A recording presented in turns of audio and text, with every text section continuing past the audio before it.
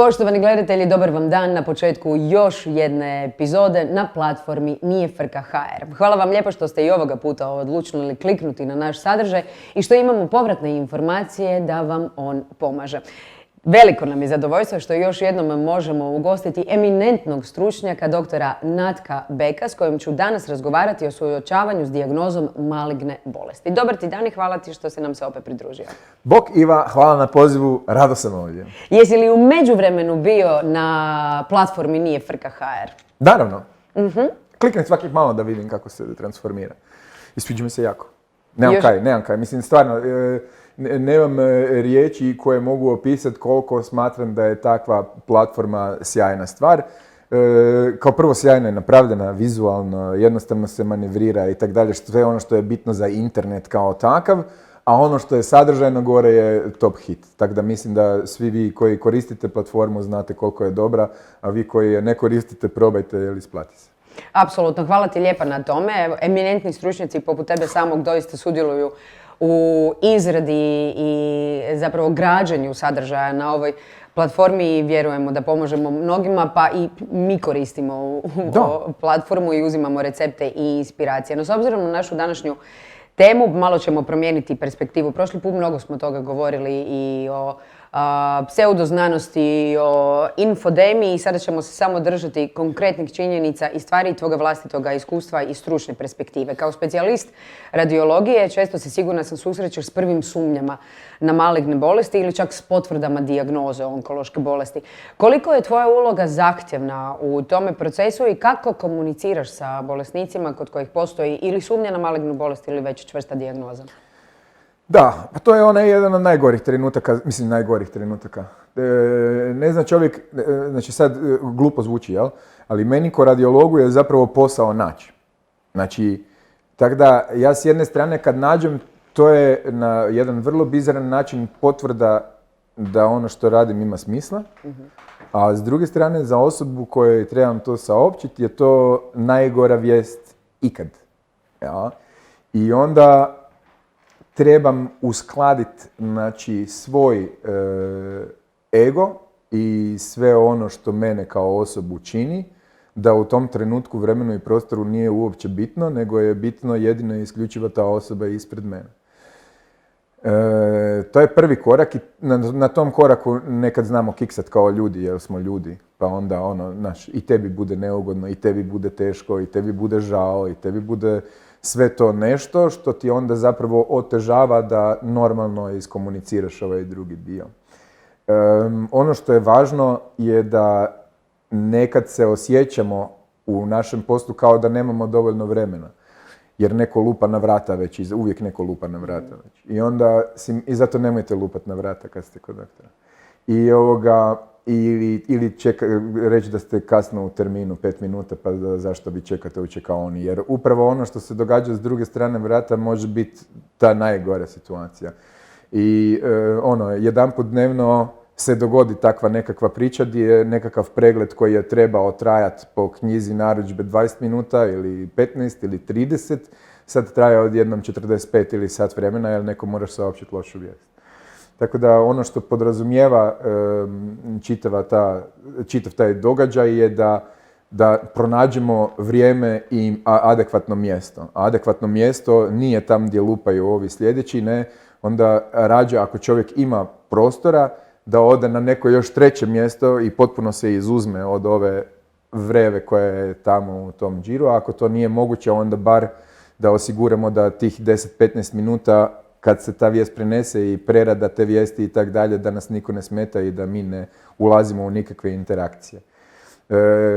Općenito smatram da su mobiteli za nas zabranjeni dok radimo, jel? Tako je u toj situaciji, naravno da ne smije se koristiti mobitel da bi se ne prekidalo tu komunikaciju. Ono što možemo očekivati je da pacijenti, to jest bolesnici, u tom trenutku mogu imati različite emocionalne ispade. U mojem iskustvu najčešće je to šok koji zapravo zatvori čovjeka. Jer u toj situaciji kad čuješ da ti nešto nije dobro ili potencijalno nije dobro ili ti se ostvario najveći strah, ti se najčešće zatvoriš. To nisu nikakvi izljevi bijesa ili šta ja znam, to kasnije u fazama dolazi.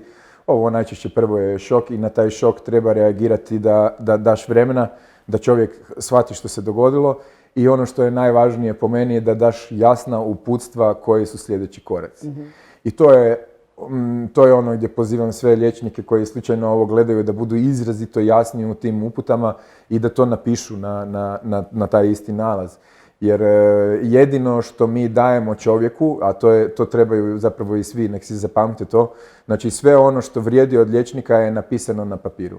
Sve ono što ti je usmeno govorio, to je ne samo da odleti, ja to u neku ruku smatram i malicioznim, jer tu često izgovaramo stvari koje ne bi trebali reći. A ono što je napisano, za to garantiramo i stojimo iza toga sa potpisom. Jel? Tako da sve treba napisati i ljudi trebaju od tamo izlaziti sa što manje upitnika. I onda je tu cilj isto tako u razgovoru saznati ima li još pitanja koja zapravo su vrlo rijetka. Jel? Ljudi imaju onda pitanja je li je to ili nije to, je li to ili nije to, ali onda nakon tih prvih inicijalnih par pitanja oni zapravo ostanu istrošeni vrlo često. Jel? I onda zapravo ti tu daješ nekakvo kratko ohrabrenje. Moje ono što uvijek govorim ljudima je da u medicini prvo ulovimo zeca, a onda radimo ražanj. Jel? To je ona klasična priča. Jer ljudi onda odmah, a kemoterapija, hoće mi ovo, hoće ono, i onda uvijek kažem, ono još daleko, nije daleko, ali ne znamo još gdje ide taj korak, ne znamo još koja vrsta, ne znamo još šta se događa. Moramo još potvrditi ovo i ovo, onda ćemo tek znati kakva je terapija, a za to ste već kod doktora koji već radi tu terapiju i tako. Tako da je meni cilj ljudima objasniti da to nije, prvo da nije kraj, da je samo početak neke nove borbe, ako uopće borbe, ako se ovo pokaže da je loše, nije loše i tako dalje i tako dalje. Kad se već jedanput pokaže da je loše, onda sam ja tu u ulozi čovjeka koji prati najčešće. Ja sam onaj koji s njima prati bolesti, gledamo da li napreduje, ne napreduje, mjerimo metastaze u limfnim čvorovima i tak, što je, onda već imate drugačije ljude ispred sebe, to nisu oni sa inicijalnim šokom, to su već ljudi koji su okorjeli veterani u toj borbi, tako da i oni tu dolaze već sa idemo izmjeriti koliko su ovi i tak. Nije onda više toliko teška komunikacija. Nekad zna biti da dođu u nekim onim fazama koje su depresije, pregovori, ljutnja i tako, ali u toj fazi treba imati razumijevanja jednostavno za ljude, jer to je normalna, tako bi svi reagirali, tako da to je normalna situacija i tu moramo biti jako, jako empatični prema ljudima, a ne...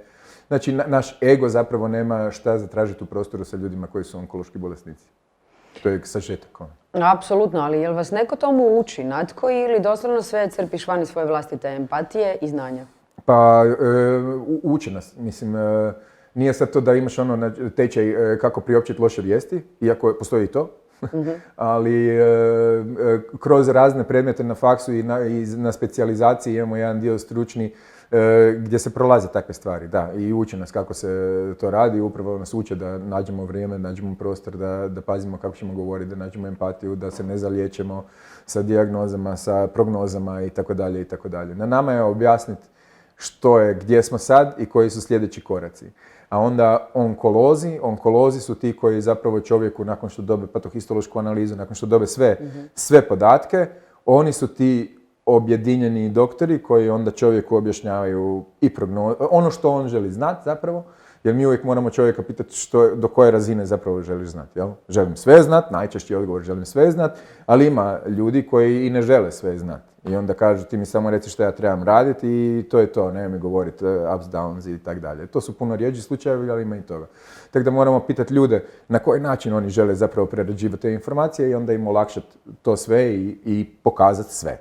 Ne tajiti od njih ništa ukoliko žele znati sve. Mislim da je to jedna od najvećih mana, to da liječnici ili članovi obitelji, što nije dozvoljeno da se razumijemo, ali se dešava u real life-u, je da onda neko misli da ovaj drugi nije sposoban podnijeti tu informaciju pa će mu se onda uskratiti ili tako dalje. Na to niko nema pravo, ali nekad se prakticira, kažem, još se to rubno čuje ili vidi negdje. Da još malo saznamo što se događa s one strane bijele kute. Koje su sve radiološke pretrage potrebne u dijagnostici onkoloških bolesti? Da nam malo pojasniš što je sve. Pa sve. Radiologija je najbolja struka. Znači, ali... Kaže on skromno. Da, skromno. Radiologija je stvarno sjajna i se razvija se sa napretkom tehnologije i dapače ona je ona razvija i tehnologiju, jel? Nije samo da čeka tehnologiju, nego razvija tehnologiju. Ima hrpa Nobelovih nagrada iz radiologije, koje su većinom osvojili fizičari koji mukotrpno rade da bi našli nove stvari kako otkrivati i to. Dijagnostika se svodi na onih par bazičnih koje svi znaju, ono ultrazvuk, rentgen, magnet, CT, imamo i PET-CT, to je nuklearna, ali to su sve kombinacije koje se koriste. Imamo i invazivnu radiologiju, to jest interventnu radiologiju, gdje pomoću zahvata unutar žila možemo prikazati tumore i vidjeti koliko su veliki, tipa tumore bubrega i tako.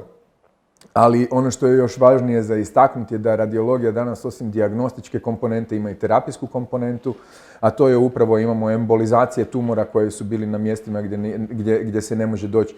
Imamo palijativnu radiologiju gdje imate tipa metastaze u kralježcima, pa kralježci kolabiraju, a mi sad sa radiološkim katedrima možemo doći na to mjesto, napucat cement u taj kralježak i vratiti čovjeku ono da nema bolove, da se ispravi i da može živjeti.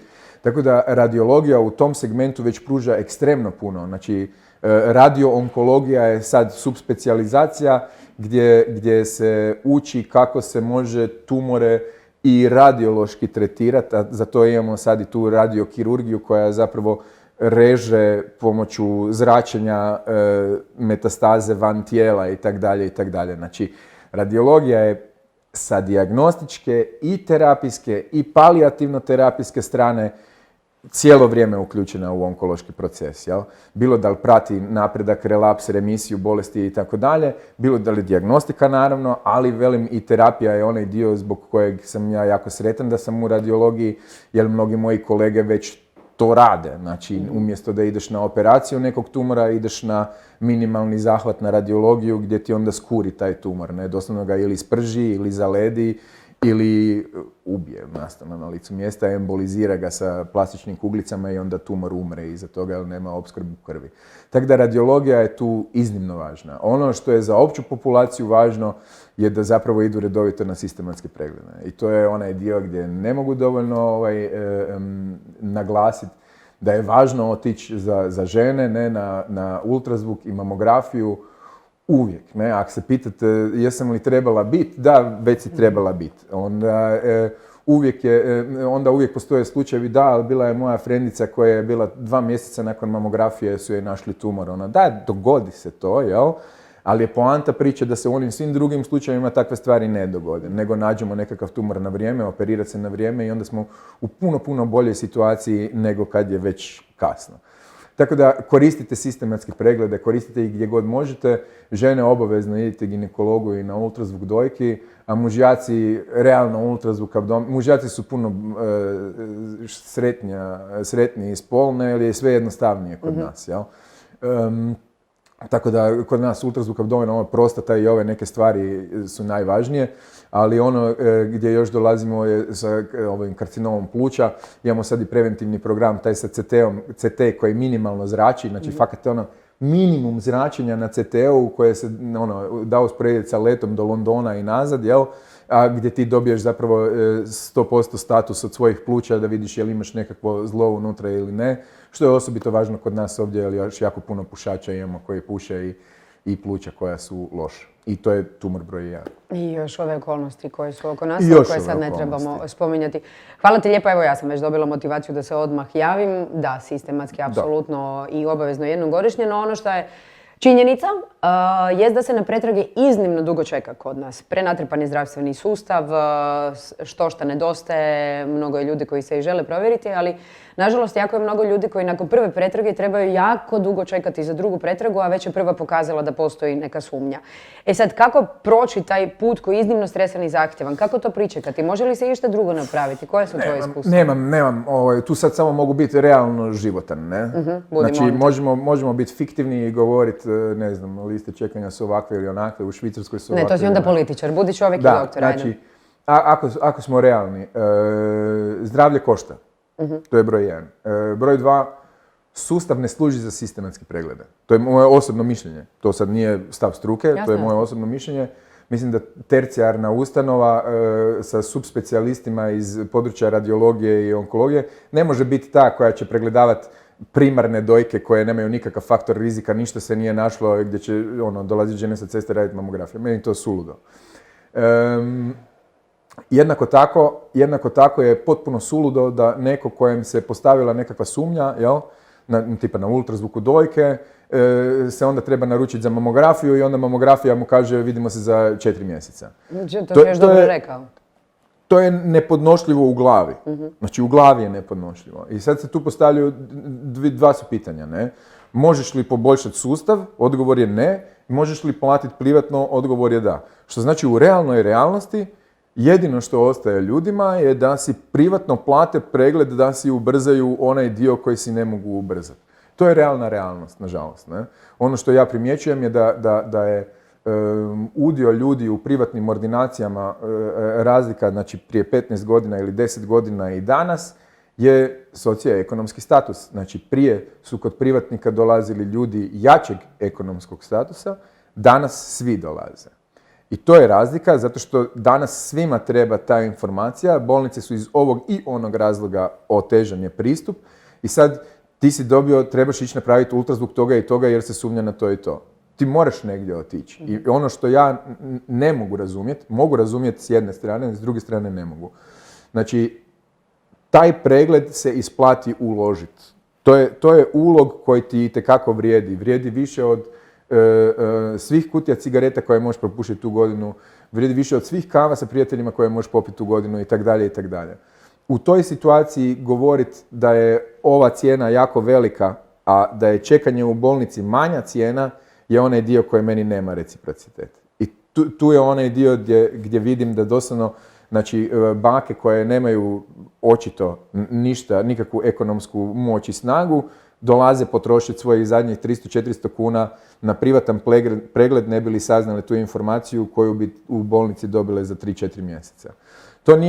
To nije pravilo, ali to se događa, jel? Znači, događa se i to, mi pišemo hitne uputnice, znači isto tako nije istina da ako čovjeku napišemo sumnja na, metastaze u jetri, jel?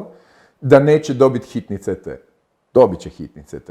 Znači, govoriti da neko kome je izričito napisano da je sumnja na to i to i doktor da je napravio to i to i da će njega sustav zeznut je malo vjerojatno. Može se dogoditi, ali je malo vjerojatno. Puno je gore onim ljudima koji su u limbu. Možda je nešto, možda nije nešto, možda je i onda niko te ne tretira kao hitnog ili ajde idi to riješi, a nešto zapravo bukti u tebi. Tako da mislim da bolja trijaža, ali to zahtijeva da uredimo sustav ljepše. A do tad se svak mora pobrinuti da dođe sebi na mjesto što prije moguće, a to znači privatno uložiti, nažalost. Na koji se način onda sustav može urediti da se pobije onaj kontraargument za sve ovo što si ti bio rekao? S jedne strane platežna moć pacijenata, općenito građanstva i s druge strane činjenica da plaćamo svi zdravstveni sustav. To je sad opet dosta interesantan politički razgovor, mislim političko-ekonomski, jer je pitanje je koliko mi plaćamo taj zdravstveni sustav, a koliko ga koristimo. Da. Znači, ona je tipa, ne znam, ona kako se zove, dopunsko, ne znam šta to predstavlja. Znači, uopće ja ne znam koji je smisao toga, a postoji. Tako da, nije taj novac koji imamo u zdravstvu mali, dapače, ogroman je. Zdravstvo je najveći poslodavac. To je ogroman sustav kojeg tretiramo kao da je negdje na periferiji. To je glavni problem našeg društva. Ne?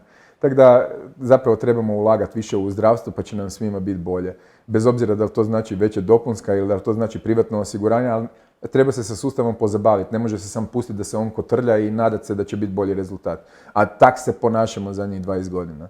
Treba se uhvatiti u koštac sa time i rješavati na negodovanje onih, ali treba rješavati. Tako da mislim da je jako puno grešaka u sustavu koje mi s naše strane ne možemo ispraviti, ali možemo raditi pritisak da se te greške ispravljaju. Svakako, otišli smo u digresiju, doduše iznimno zanimljivo i bitnu digresiju. Vjerujem da sve nas zanimaju odgovori na ta pitanja, posebice ovo vizavi čekanja, ali da se mi vratimo na našu core temu, ta prekrasna hrvatska riječ. Koje su sve faze suočavanja sa sumnjom na maligne bolesti, a potom i faze suočavanja s dijagnozom maligne bolesti iz tvog iskustva? Pa to imaš po psihološkim klasičnim obrascima, bijes, nevjerica, pregovaranje i tak dalje, ali opet, najvažnije je u svakoj toj situaciji biti čovjek čovjeku. I bez obzira u kojoj je ovaj drugi fazi ti kao liječnik, znači ljudi dolaze po pomoć i tako se mi trebamo ponašati. Nismo tu zbog sebe, nismo tu da štitimo svoj dignitet, tako da ako neko uđe ljut zato što zato što je taman u toj fazi jer nije mu pomogla kemo, a izmučila ga je, a ovo nešto se dogodilo zbog čega je on sad duplo ljut i misli aha, umriću u narednih 2 mjeseca, to trebamo razumjeti. I tu nije bitan naš dignitet, tu je bitan njegov dignitet ili njezin dignitet da prođe kroz upravo taj proces tu manje okrznut, a ne da mi još pogoršamo taj izljev sa još našim egom i sa našim izljevom ne znam čega. Tako da, empatija, nisu bitne faze, bitna je empatija. I to je sve što imam za reći. Znači, sa naše liječničke strane mi moramo razumjeti u kojem je stanje pacijent. I mi se adekvatno tome moramo ponašati. Mi nemamo izliku mi biti u fazi. I to je ono što ja zovem profesionalno i neprofesionalno ponašanje. Sve jedno je da li sam ja danas ljut, ili sam sretan, ili sam bijesan jer se nešto doma dogodilo. Ja na poslu za tu osobu moram biti uvijek identičan. Ako to ne uspijevam, nisam uspio odraditi svoj posao profesionalno. I onda je zapravo, znači još jedanput, nebitno mi je njihova faza, bitno mi je da nakon što izađu u nekakvoj fazi sa što manje upitnika. I to je to. I bez konflikta. Znači ne smije nastati konfliktna situacija u ordinaciji. Nastaje između pacijenata i liječnika? Pa nastaje, ali to je situacija koju pod svaku cijenu treba izbjeći. Pogotovo s naše strane. Znači opet kažem, pacijent ima pravo na konflikt. Znači on je došao tražiti pomoć, on je nezadovoljan, on je ljut, on je razočaran, on je čekao, on nije čekao, on je šta god već da se dogodilo, on je ušao tu unutra. Na meni je da pomognem. Bez obzira na koji način, koje god alate ja uspio koristiti ili ne koristiti, da tom čovjeku bude bolje. Ne? Ali to je napor, ali taj napor moramo uložiti. To nam je posao. To ja smatram osnovnim dijelom posla. Svaka vam čast, ljudi. Da. Da. Sebe smatraš optimistom ili pesimistom? Mislim, ovo je možda čak i retoričko pitanje s obzirom na tvoju vehementnost pri komunikaciji. Dve faze imam vrlo jednostavne. Jedna mi je, volim se zvati realni realist, što zapravo ide više u fazu onog pesimizma, ali nije da očekujem loše ishode, nego jednostavno realna realnost me uči da ne budem naivan. A optimizam nekad graniči sa naivnošću. I onda, šta ja znam, uživam u realnom realizmu, jer mi on pruža zapravo najveću utjehu. Ne? Nemam očekivanja da je život bajka, što manje tih očekivanja imam, manje imam razočaranja kroz život i to mi je okej. A inače sam, u svakodnevnim naporima sam optimist. A zašto je bitno biti optimistom u ovom kontekstu? I za liječnike i za pacijente? Tu uopće nema, to nije upitno, jer znači, što se tiče, mislim da smo pričali u prvoj epizodi malo o motivaciji i tome, ne? Optimizam nam olakšava motivaciju. I nada, vjera, za neke ljude je vjera glavni izvor i motivacije, i nade, i svega, ne? Tako da može čarobno djelovati. Sve te stvari trebamo zapravo poštovati i facilitirati. Što znači, ako čovjek misli da njemu pomaže, na primjer, ne znam, odlazak u crkvu, to treba apsolutno podržavati. Sve te stvari čine taj nekakav koktel s kojim ti ljudi opstaju u borbi sa svojom teškom bolešću. I tu mi samo smo podržavajući faktor. I to je, to je meni najjednostavnije taj Džirsi tako objasniti, iako nije baš možda ovo najbolje bilo objašnjenje. Ne, baš si lijepo objasnio. Dobro. Meni nije zvučalo dobro, ali neka je. Ali uglavnom podrška opet. Znači empatija, to su glavne riječi. Empatija, podrška, tako će ljudima biti lakše, a ljudi prolaze kroz razne faze, razne stvari mi se događaju i trebaju zadržati optimizam zato što je statistika tu da je pobjede. Ne? I onda je, koliko god da je statistika to 2-godišnje preživljenje, 5-godišnje preživljenje, čovjek uvijek treba imati nadu da je u onih koji će uspjeti i to je to. A ponekad doista te samo psihosnaga izvuče čovjeka iz teških situacija. Psihosnaga nije zanemariva stvar. Tu sad da ne bi prelazili granicu znanosti i pseudoznanosti. Ne, ali šalim se. Ne, debela je, ali nećemo. Debela je, ali svi vrlo dobro znamo, znači vrlo dobro znanstveno potkrepljeno sa znanstvenim špekulacijama, hipotezama i dokazima, znamo da postoje mehanizmi koji top-down reguliraju bolesti, jel? To uopće nije upitno. Placebo ne nastaje magijom iz vedra neba, nek se dogodi, klik, klik, klik. Tako da, to su područja istraživanja koja su jako interesantna, ne? No ono što je isto interesantno je da medicinsku statistiku to ne interesira. Što znači, nama je u statistici sve jedno je li čovjek dobre volje ili loše volje, statistika će na kraju pokazati rezultat, tako je, pokazat će rezultat za sve. Nema smajlića, ali samo hoće li brojke. ti, tako je, ali hoće li ti to pomoć, svi smo uvjereni da da. Znači, sigurno da pozitivan stav znači nešto i sigurno da je lakše zbog neurotransmitera, zbog svega što se događa u tijelu, je to bolje stanje u kojem se nalazi. Sa manje stresa, sa manje kortikosteroida izlučenih itd. itd. Čovjek treba naći nekakav svoj mir da bi bio u što optimalnijoj homeostazi, to jest ravnoteži, koju tumor uvijek narušava. I onda ti u tome se zapravo boriš da si u ravnoteži, ali tu je još jedan veliki uteg na klackalici, a to je tumor. Ne? I tako da puno više trebaš ovdje staviti na ovu dobru stranu da bi bio u nekakvoj ravnoteži s njim. A što uključuje i hranu, što uključuje i psihoaktivnosti, sve. To sam te sada htjela pitati. Dakle, uzmimo neku idealnu situaciju, pacijent je informiran, fantastičan je liječnik koji ga vodi tim njegovim putem ka ozdravljenju. Svakako, optimizma ne manjka, postoje bolji i loši dani. Kako onda izgleda taj put? Ajmo početi od onog što si rekao na početku, kada ti daš dijagnozu ili sumnju ka dijagnozi. Koji su ti prvi neki koraci koje pacijent mora proći i po tvom mišljenju i iskustvu posvećuje li se dovoljno pažnje uopće holističkom pristupu pacijentu i da li to onda podrazumijeva i skrb i prehranu i održavanju generalno tjelesnog nutritivnog statusa? Super si puno pitanja postavila. Jesam, ajde, zeći mozak kao prošli put, ali vratit ćemo se. Zeći mozak je već zaboravio, ali da. Znači, probat ću. Holistički pristup, na to bi se osvrnuo. Holizam je riječ koja se često prostituira u krive svrhe. U ovom kontekstu holizam sa strane medicine skoro pa nije moguć. Zašto to kažem? Zato što smo svi postali, nismo svi postali, nego svi težimo tome da postanemo specijalisti, subspecijalisti, što znači ne da gledamo šire, nego gledamo uže. I onda, to je jedan od argumenata onda gdje doslovno, ne znam, operiraju djetetu 3 puta stopalo, a niko nije pogledao da li ima prirođenih malformacija glave, jel? Što onda sugerira, možda nije samo u stopalu problem. Ali to je drastičan primjer. Puno češće je da mi gledamo čitavu osobu, znači promatramo je holistički i zbog toga donosimo već nekakve zaključke u liječenju da treba, ne znam, jači lijek, slabiji lijek, veći nadzor, manji nadzor i tak dalje, procjenjivši osobu na licu mjesta.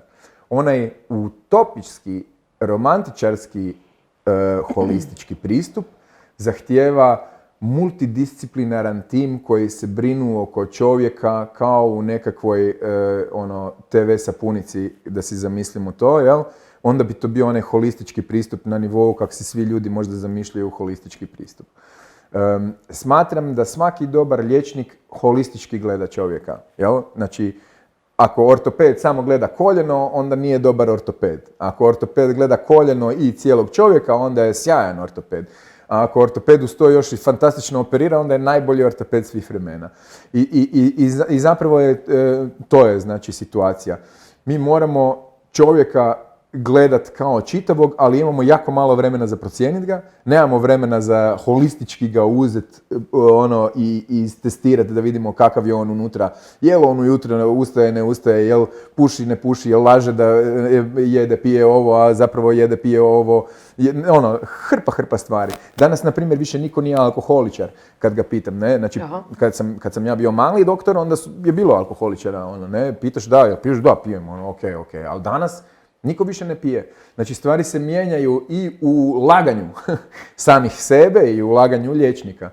Tako da puno tu stvari pripada u taj holistički pristup za koji medicina u sustavu ima samo onoliko vremena koliko liječnik ima širok horizont shvaćanja pacijenta.